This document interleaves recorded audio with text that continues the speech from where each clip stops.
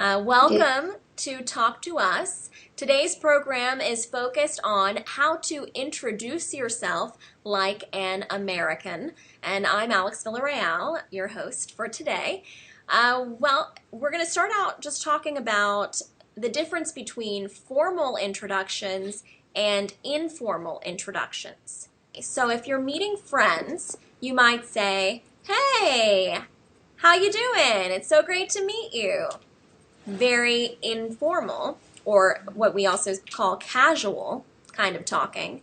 But if you meet someone who might be your boss at work, you want to be more formal, more respectful with your introduction. So you might say, "Hello, I'm Alex." I would say, "I'm Alex Villarreal. It's a pleasure to meet you." So if I were to meet you, let's say, out in a restaurant with a group of friends, how would you introduce yourself to me? Today I introduce myself to you. My name is I come from Vietnam and I stay Ho Chi Minh City. I am a student. I'm happy that I can practice English every day. The way that you just introduced yourself, where you said "my name is" and you talked about what you're doing, that you're a student, that would be a way that you might introduce yourself if you were in a group setting. If you were in a public setting and you wanted to stand up and they ask you to tell a little bit about yourself, that would be the perfect kind of introduction that you would use there. So that was very good practice. Do you have any questions about English or about introducing yourself and how you would do that if you were here in the United States? If I'm in the United States, when I meet my friends, then I start, "Hello, this is Mr. Sanan. How are you?" And I ask about him. Yes. Who are you? Who are you? Where are you from? Yes. And I give information about myself and achieve information from them. Exactly, and that is the perfect way to introduce yourself. It's very much an exchange, a conversation, and asking questions is great. And some of the ways that we greet each other, you can vary, like we talked about, based on who you're speaking to. So you can say, "Hey," instead of "hello," you can substitute "hey" for "hello." So you can try it. Say, "Hey, how's it going?"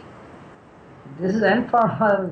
When we speak to professional person, then we use formal language. If we Yes. meet our friends, Yes. then we say, "Yeah, hello." Yeah, you're right. You have to vary it based on who you're talking to, because you don't want to go up to someone who might be your professor or who might be your boss and say, Yeah. "Hey, what's up?" They're going to be like, "Hey, Yeah. don't talk to me like that. You need to talk to me in a professional way." So it's good that you know that difference. So in your own language, are there different words that you use when you introduce yourself to a friend versus when you talk to a coworker or a boss? Yeah, in fact, there are different words in that, like different stages with when you meet for the first time with different people. So different categories of introductions in our own language. Yeah, exactly. So it's the same thing in English. And it's interesting too, because some of the phrases that you might hear, that you might read about, some of them are either old-fashioned or they might be more British English, like "top of the morning to you." Those types of phrases. Here, we don't say that. Okay. Yeah, so here we say more. We say "good morning" or "hey, good morning." A lot of "hey" is very casual, so that's like a substitute for "hello," so that's something that we say as Americans that differs maybe from introductions in English in other places that speak English. The question was, what is the difference between "how are you" and "what's up"? Right, and so the difference between "how are you" and "what's up" is a matter of formality. So "how are you" and what's up mean basically the same thing, but how are you is the phrase that you want to use, the question you want to ask in a formal setting when you're talking to a boss, or when you're maybe going to somewhere where, like a store, when you're talking to people that you don't know well and that aren't familiar with you. They're not friends, they're not potential friends, they're not part of your peer group. Then what's up is how you might greet someone who's a friend of yours, like, hey, what's up? Or someone who is in your peer group, maybe they're a fellow student, or they're someone that you're meeting for the first time with a group of friends. You want to use what's up. We were also talking about, in your country, are there those differences as well in how you introduce yourself? If you were going to introduce yourself to a friend versus greeting a professional acquaintance, someone that you work with, is there a difference in the language that you'll use in Arabic? There is no difference. There's no difference. That's interesting. There is only one way. There's only one way. So that's one way, yeah. That's very different than here in the United States when people are speaking English, because there are many different ways.